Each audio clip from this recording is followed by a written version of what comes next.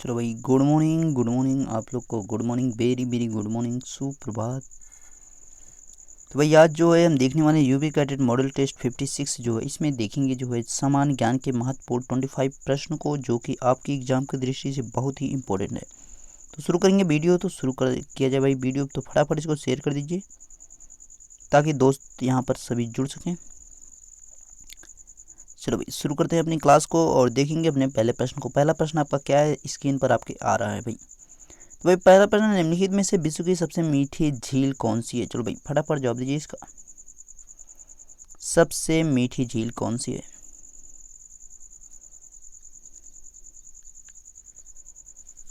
चलो भाई फास्ट सभी लोग इसका जवाब दीजिए।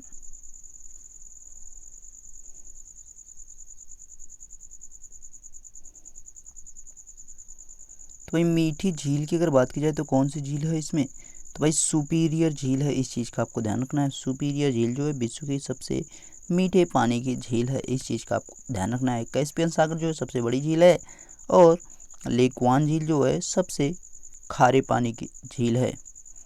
सबसे खारे पानी की झील की अगर बात की जाए तो कौन सी है? लेक वान झील है। इस चीज़ का आपको ध्यान रखना है। कैस्पियन सागर सबसे बड़ी झील, सुपीरियर झील सबसे मीठी झील और विक्टोरिया झील की बात करें तो यहाँ से भाई कौन सी नदी? नील नदी निकलती है, जो कि विश्व की सबसे लंबी और सबसे बड़ी नदी है। और जल अपना कहाँ गिराती है? भूमध्य सागर में अपना जल गिराती है। अगला प्रश्न आपके सामने भाई, दूसरा प्रश्न क्या है? ब्रह्मपुत्रा नदी के को अरुणाचल प्रदेश में किस नाम से जाना? चलो भाई फटाफट जवाब दीजिए। ब्रह्मपुत्रा नदी को अरुणाचल प्रदेश में किस नाम से जाना जाता है?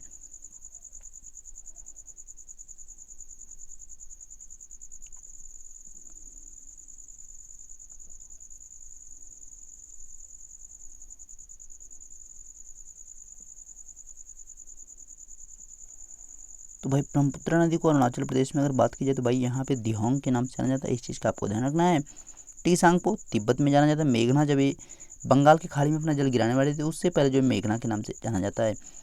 ये जो है सबसे आखिरी में, और बीच में जो है यमुना के नाम से भी, जमुना के नाम से जाना जाता है। ठीक है, जमुना के नाम से गंगा और ब्रह्मपुत्रा जो है, यहाँ पे एक गंगा हमारी हो गई इधर से आके और इधर से ब्रह्मपुत्रा, इनकी जो बीच में धारा होती है उसको यमुना कहते हैं। और यहाँ से एक मेघना नदी आती है मिजोरम से। इसके मिलने के बाद जो है यहाँ पर जो गंगा और ब्रह्मपुत्रा की संयुक्त धारा उसको मेघना के नाम से जानते हैं। इस चीज़ का आपको ध्यान रखना है। ठीक है, तो भाई जब पश्चिम यहाँ पे बंगाल की खाड़ी में गिरने से पहले किस नाम से जाना जाता है? भाई मेघना के नाम से जाना जाता है। तीसरा प्रश्न आपके सामने, भारत में कुल कितने रेलवे जोन है? चलो भाई फटाफट इसका जवाब दीजिए।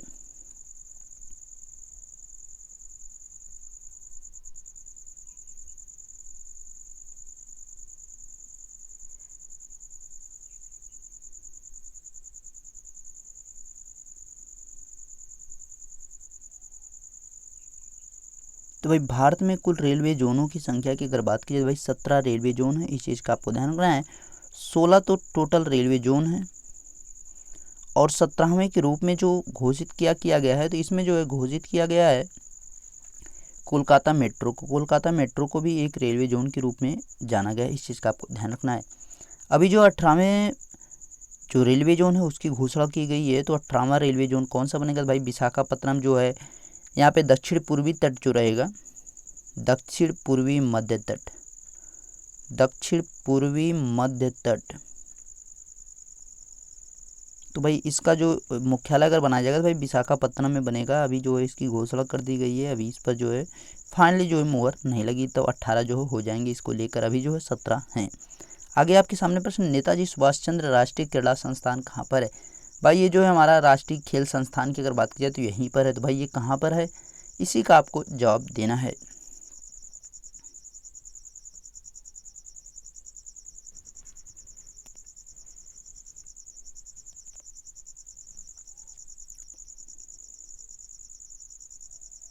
चलो भाई गुड मॉर्निंग सभी को। Good morning, good morning, good morning.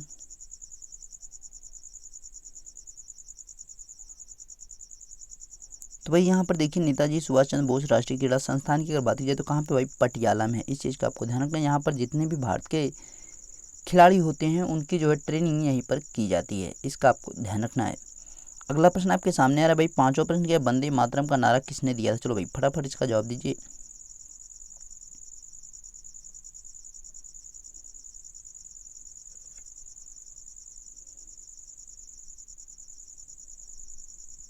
चलो भाई फास्ट है सभी लोग इसका जवाब दीजिए। वंदे मातरम नारा गलत नहीं होना चाहिए। चलो भाई फटाफट फटाफट। एक अभी ट्रेन भी चलाई गई है, वंदे भारत, है ना, वंदे भारत ट्रेन चलाई गई है।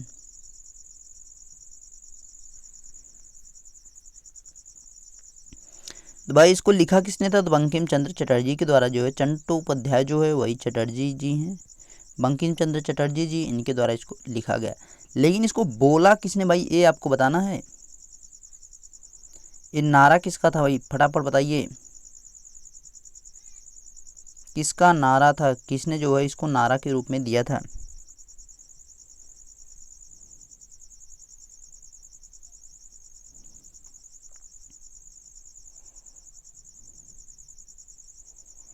चलो भाई,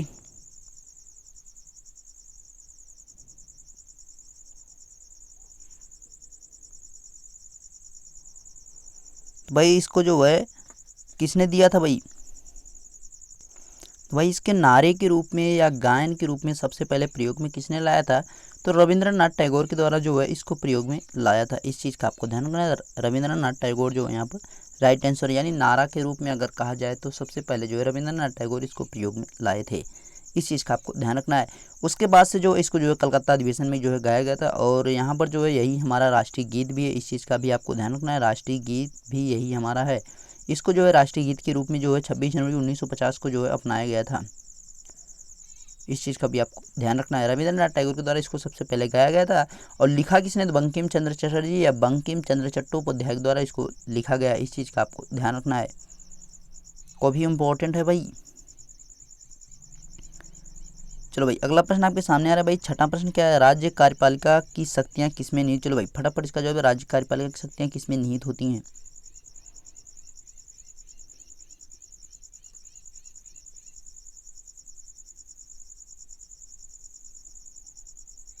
तो भाई राज्य कार्यपालिका की शक्तियों की अगर बात की जाएगी तो किसमें निहित होती है भाई, राज्यपाल में होती है। इस चीज़ का आपको ध्यान रखना है, ठीक है। अगला प्रश्न आपके सामने भाई, कांग्रेस अधिवेशन कानपुर के अध्यक्ष कौन बनी थी। चलो भाई फटाफट जवाब दीजिए, कांग्रेस जो अधिवेशन हुआ था कानपुर में 1924 में, इसकी अध्यक्ष कौन बनी थी। चलो भाई फटाफट जवाब दीजिए।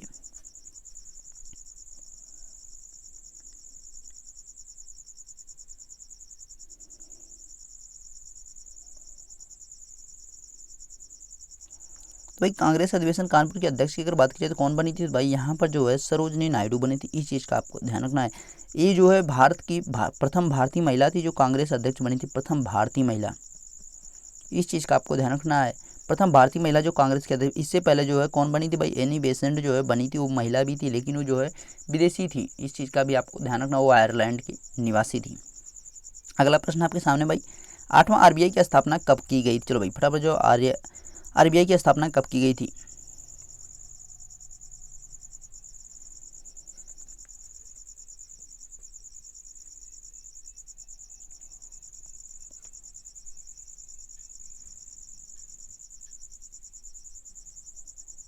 तो भाई आरबीआई की स्थापना जो है कब की गई थी, इसका जवाब क्या है, 1 अप्रैल 1935 को जो इसकी स्थापना की गई थी। इस चीज़ का आपको ध्यान रखना, 1 अप्रैल 1935। और इसका नेशनलाइजेशन कब किया गया, राष्ट्रीयकरण कब किया गया था, तो 1 जनवरी 1949 को इसका राष्ट्रीयकरण किया गया था। इसका राष्ट्रीयकरण जो है, नेशनलाइजेशन जो है 1 जनवरी 1949 को किया गया था। इस चीज़ का आपको ध्यान रखना है। RBI reserve bank of India की बात की जा रही है भाई, रिजर्व बैंक ऑफ इंडिया की बात की जा रही है। अगला प्रश्न आपके सामने है, भारत के सूती वस्त्रों की राजधानी किसे कहा जाता है। चलो भाई फटाफट जवाब दीजिए, भारत के सूती वस्त्रों की राजधानी किसे कहा जाता है।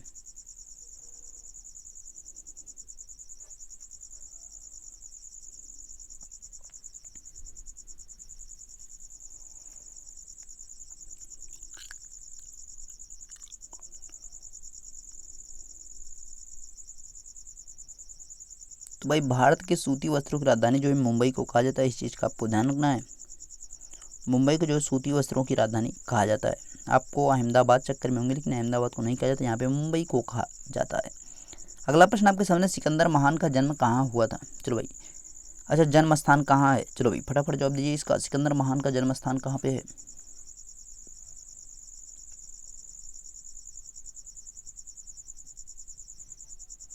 बताइए आप लोग 20 सेकेंड में अगर मतलब आंसर ना टाइप कर पाओ तो भाई कैसे काम चलेगा है। इतना बहुत समय है यार। देखो भाई लास्ट में आके आप लोग अगर थोड़ा सा भी लापरवाही करेंगे तो एग्जाम में समस्या हो जाएगी, इस चीज़ का भी ध्यान रखना है ना। तो इस वजह से कोई लापरवाही नहीं करनी है।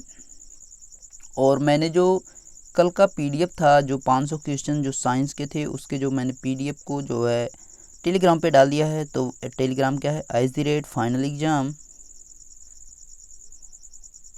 एग्जाम विद आशीष सर,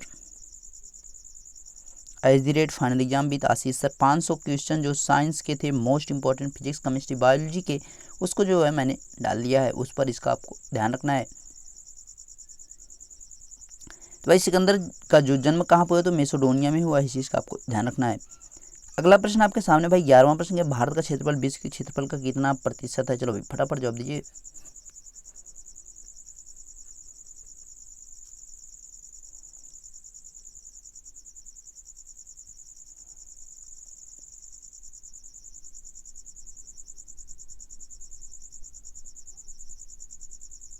भाई इसके जो राइट आंसर की अगर बात करें तो भारत का क्षेत्रफल जो विश्व के क्षेत्रफल का कितना प्रतिशत है, तो भाई 2.42% है। इस चीज़ का आपको ध्यान रखना है, 2.42% है। 32,87,263 वर्ग किमी जो है इसकी बात की जा रही है। ठीक है। अगला प्रश्न आपके सामने है, नागार्जुन बांध किस नदी पर निर्मित है। चलो भाई फटाफट जो नागार्जुन बांध किस नदी पर निर्मित है। देखिए अब चीज़ों को मैं तेज़ी से जो है रिवाइज करवाऊंगा, यानी रिवीजन उसका फास्ट करवाऊंगा, क्विक तरह से जो है इसका रिवीजन किया जाएगा।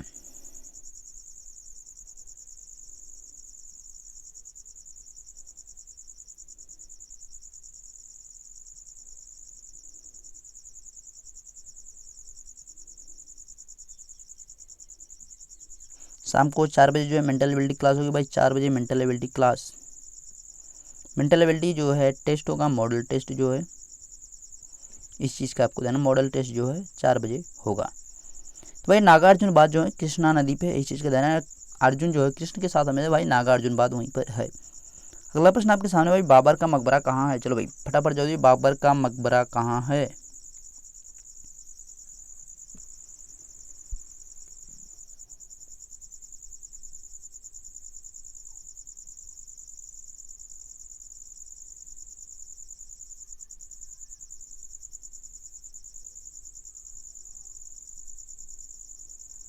तो भाई बाबर के मकबरे की अगर बात की जाए तो भाई बाबर का मकबरा जो काबुल में है, इस चीज़ का आपको ध्यान रखना है। ठीक है, अफगानिस्तान काबुल में इसका मकबरा है।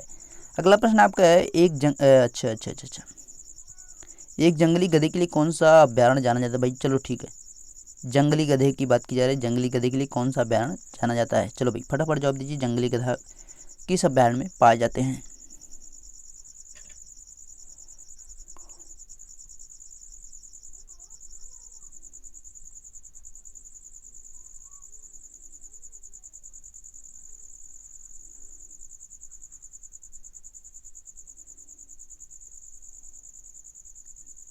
चलो भाई, तो यहाँ पे जो है जंगली गधे के लिए कौन सा अभ्यारण्य, जो कच्छ का रण जो राष्ट्रीय पार्क है गुजरात में पड़ता है, यहाँ पर जो है जंगली गधे पाए जाते हैं। इस चीज़ का आपको ध्यान रखना है। आपको भाई जानवरों को भी याद रखना है, क्योंकि कुछ जानवर ऐसे हैं जो केवल एक विशेष क्षेत्र में और विशेष एक जो है राष्ट्रीय पार्क में ही पाए जाते हैं। इस चीज़ का आप, जैसे कि बाघ वाला हो गया आपका जो है मध्य प्रदेश के जो वन्य जीव अभ्यारण्य वहाँ पे पाए जाते हैं। हाथी, एशियन हाथी वाला जो है मानस में पाया जाता है, और एक सिंह और गैंडा वाला जो है काजीरंगा में पाया जाता है। मतलब कुछ चीज़ें हैं, जैसे कि हांगुल जो हमारा हिरण होता है वो जो है कहाँ पे पाया जाता है, तो भाई उदाची ग्राम में पाया जाता है, वहाँ पे भी गधे पाए जाते हैं, जो पहाड़ी गधे होते हैं वहाँ पर वो पाए जाते हैं। मतलब कुछ विशेष जो हैं वहाँ पे स्थल हैं, कुछ जीवों के विशेष स्थल हैं। तो भाई आपको ये याद रखना पड़ेगा, इस चीज़ का ध्यान रखना है। मैं कोशिश करता हूँ कि हर प्रकार से प्रश्नों को आपके समक्ष ला सकूँ, ताकि आपको जो है कहीं समस्या ना हो सके। मेरी कोशिश यही रहती है बार बार। अगला प्रश्न आपके सामने भाई 15 प्रश्न, एमसी मैरी कॉम किस खेल से समझ लो। भाई फटाफट जवाब दीजिए। मैं आजकल खेलों से ज़्यादा प्रश्न पूछ रहा हूँ, एक क्वेश्चन लगभग ले रहा हूँ। क्यों? क्योंकि इस बार जो है खेल उतने नहीं हो पाए हैं, तो इस वजह से खिलाड़ियों पर मैं सोच रहा हूँ कि शायद आपसे पूछ ले कि भाई कौन सा खिलाड़ी किस खेल से संबंधित है, तो समस्या ना हो, है ना। भाई एमसी मैरी कॉम किस खेल से संबंधित है, तो इसके जवाब की अगर बात की जाए तो क्या है इसका जवाब। भाई चलो भाई फटाफट जवाब दीजिए। तो इसके राइट आंसर की अगर बात की जाए भाई मुक्केबाजी से, बॉक्सिंग से है, इस चीज़ का आपको ध्यान रखना है। मैरी कॉम जो है मुक्केबाजी यानी बॉक्सिंग से संबंधित है। अगला प्रश्न आपके सामने भाई 16वां प्रश्न, अमिताभ बच्चन उत्तर प्रदेश के किस स्थान से संबंध रखते हैं। चलो भाई ये तो है, इसका अगर आपको नहीं पता तो भाई फिर क्या मतलब है, बहुत हॉलीवुड बॉलीवुड टॉलीवुड की रहते हो हैं। खाई के पान बनारस वाला। चलो भाई, डान को पकड़ना मुमकिन नामुमकिन बहुत करते हो हैं। तो भाई इसके राइट आंसर की बात की जाए तो अमिताभ बच्चन जो है इलाहाबाद से संबंधित, इनका जो जन्म स्थान जो इलाहाबाद है, इस चीज़ का आपको ध्यान रखना। इलाहाबाद में इनका जो है अभी घर भी है, ठीक है, पैतृक घर इनका यहीं पर भी है। अगला प्रश्न आपके सामने भाई, भारत और अफगानिस्तान के मध्य कौन सी अंतर्राष्ट्रीय सीमा रेखा है? चलो भाई फटाफट जवाब दीजिए इसका। कल चाइना लिया था, फिर आज अफगानिस्तान लिया, अब देखो आगे क्या हो सकता है।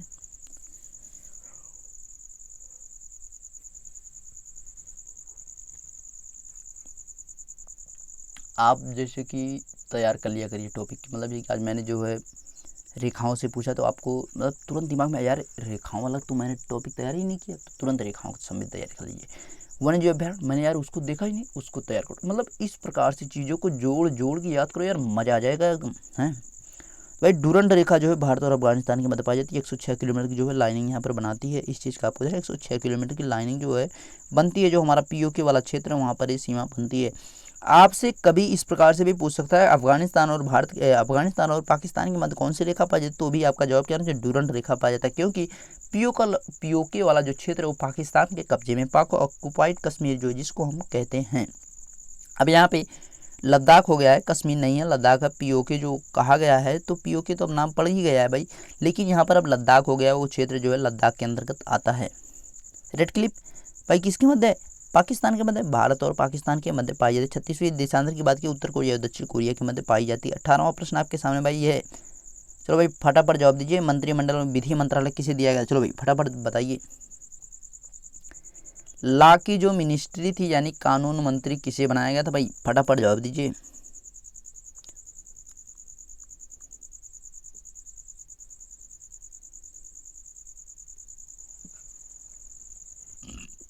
तो भाई कानून मंत्री कौन बनने लायक था? जिसको लॉ का अधिक नॉलेज था। तो लॉ का अधिक नॉलेज उस समय किसको था? वकील तो सभी थे, लेकिन लॉ का सबसे अधिक नॉलेज किसे था? डॉक्टर भीमराव अंबेडकर को। इस चीज़ का आपको ध्यान रखना, इस चीज़ का आपको ध्यान रखना भाई। सभी लोग उस समय जो थे, जैसे कि गांधी जी थे वो भी वकील थे, जवाहरलाल नेहरू थे वो भी वकील थे, डॉक्टर राजेंद्र प्रसाद वो भी वकील, मतलब मैक्सिमम लोग जो थे पहले के राजनीतिज्ञ इतना अच्छे थे, इसीलिए तो भाई भारत को आज़ाद करवा पाए। सोचिए अगर वो सब वकील ना होते तो इतना मानसिक मतलब संतुलन और उतना सोच कैसे पाते कि भाई अंग्रेज जो है हमें अपने चंगुल में और ज़्यादा कस लेंगे, हमारी जो पीढ़ियाँ हैं वो और ज़्यादा बर्बाद हो जाएंगी, है ना। तो भाई डॉक्टर भीमराव अम्बेडकर को जो है विधि मंत्रालय दिया गया था। इन्हीं को जो है संविधान का पिता भी कहा जाता है। अगला प्रश्न आपके सामने 19वां प्रश्न है भाई, अंतर्राष्ट्रीय युवा दिवस कब मनाया? चलो भाई फटाफट जवाब दिया, अंतर्राष्ट्रीय युवा दिवस कब मनाया जाता है?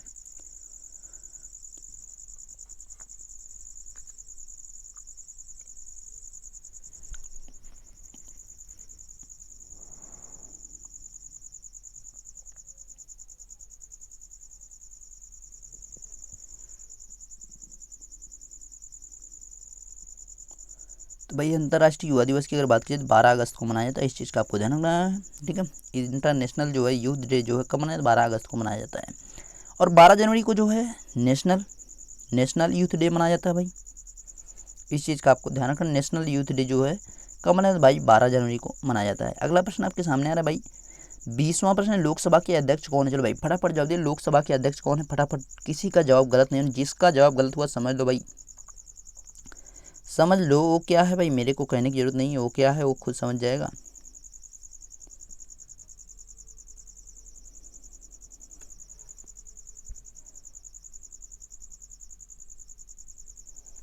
तो भाई यहाँ पे राइट आंसर क्या है इसका, लोकसभा के अध्यक्ष कौन है? तो भाई ओम बिरला जी हैं। इस चीज़ का आपको ध्यान रखना है, ठीक है, ओम बिरला जी हैं। अस्थायी जो है लोकसभा अध्यक्ष कौन बनाए गए थे? भाई वीरेंद्र कुमार को बनाया गया था, ठीक है। प्रोटेम स्पीकर जिसको कहा जाता था कौन बने थे? आपसे पूछेगा प्रोटेम स्पीकर किसे बनाया गया था? तो भाई प्रोटेम स्पीकर की बात की जाएगी तो वीरेंद्र कुमार, आप टिक करिएगा आंख मूंद के। आपसे पूछेगा कि भाई सभापति कौन है? तो भाई सभापति कौन है? वेंकैया नायडू है। इस चीज़ का आपको ध्यान रखना है। उपसभापति कौन है? तो हरिवंश नारायण है। इस चीज़ का भी आपको ध्यान रखना है।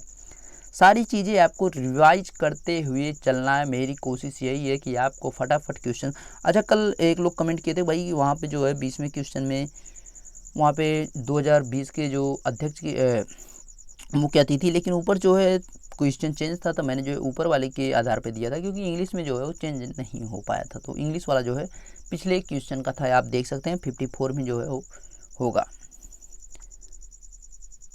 अगला प्रश्न है पानीपत का द्वितीय युद्ध कब हुआ था। चलो भाई फटाफट जल्दी, पानीपत का द्वितीय युद्ध कब हुआ था।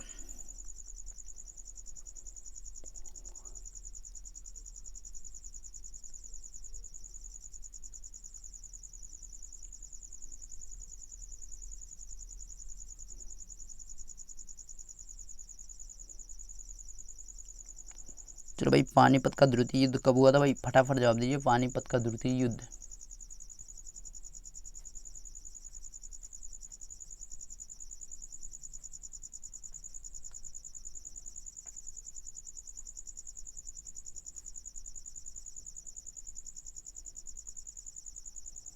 तो भाई पानीपत का जो द्वितीय युद्ध हुआ उसके बाद 5 नवंबर 1556 को हुआ था। इस चीज़ का आपको ध्यान रखना है, ठीक है। अगला प्रश्न आपके सामने आ रहा है भाई, भाषा पर सूरत किस नदी के किनारे बसा हुआ है। चलो भाई फटाफट जवाब दीजिए, सूरत किस नदी के किनारे बसा हुआ है। फास्ट भाई सभी लोग जवाब दीजिए इसका फटाफट।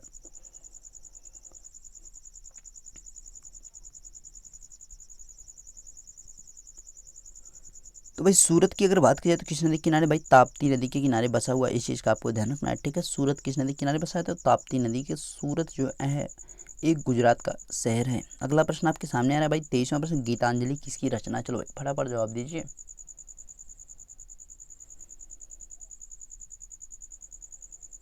गीतांजलि किसकी रचना है भाई, फटाफट जवाब दीजिए हैं।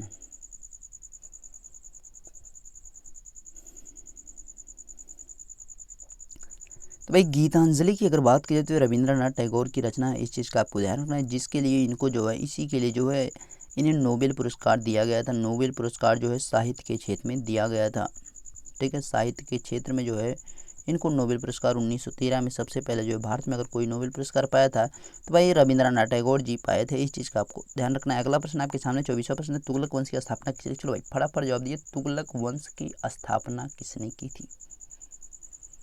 ए गुलाब जल्दी खिल गया तू खिले से बहके लो, कितनी अच्छी ट्रिक मैंने बनाई थी, है ना। अभी 1 साल पुरानी है भाई, बहुत समय लगा था बनाने में, मज़ा आ गया था बनाने में। पहले मैं भी भूल जाता था ना, तो इसीलिए मैंने ट्रिक बना दी, तो मुझे अब बोलता ही नहीं। ए गुलाब जल्दी खिल गया तू खिले से बहके लो। भाई गुलाब जब जल्दी खिल जाता तो लोग बहक जाते हैं भाई, किसको दे दिमाग लगा दिए होंगे कुछ लोग। तो भाई तुगलक वंश, ए गुलाब तू जल्दी खिल गया, ए गुलाब तू जल्दी खिल गया। तो भाई मिल क्या रहा देखो, ए गुलाब, ए गुलाब तू जल्दी, ए गुलाब, अच्छा जल्दी खिल गया, जल्दी तू खिल गया, ठीक है। तो भाई इसका क्या है, गयासुद्दीन तुगलक, गया तू जल्दी खिल गया तू, गया से गयासुद्दीन, तू से तुगलक। तो भाई गयासुद्दीन तुगलक के द्वारा जो है यहाँ पर तुगलक वंश की स्थापना की गई थी। इस चीज़ का आपको ध्यान रखना है। अगला प्रश्न 25वां प्रश्न, तेलंगाना, अच्छा तेलंगाना राज्य कब अस्तित्व में आया था। चलो भाई फटाफट जो तेलंगाना राज्य कब अस्तित्व में आया था।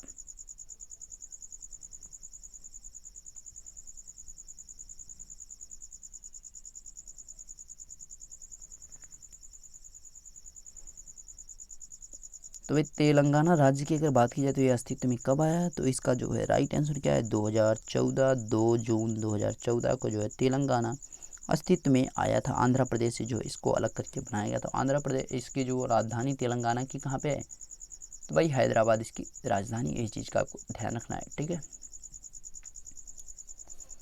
तो भाई आज के जो 25 मोस्ट इंपॉर्टेंट क्वेश्चंस जो होते हैं कंप्लीट, उसके बाद देखेंगे अपनी जो कैपिटल करेंसी वाला रहता है तो इसका वीडियो को देखेंगे।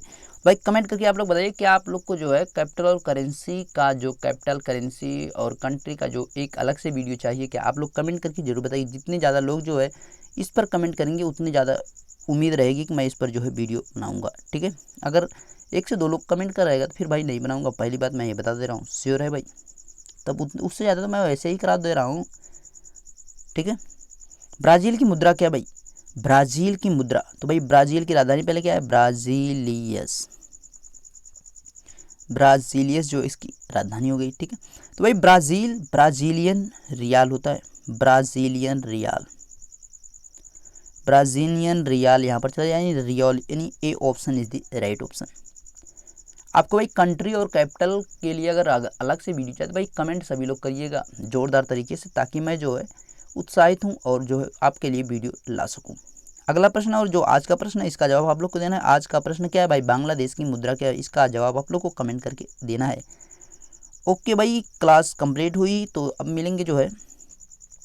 और देखिए केंद्र सरकार की जो योजनाएं हैं मैंने उस पर एक वीडियो बनाया था, तो इसको जाके आप लोग देख लीजिएगा। प्लेलिस्ट में जो है इस सभी योजनाओं का जो वीडियो है वो पड़ा हुआ है, ठीक।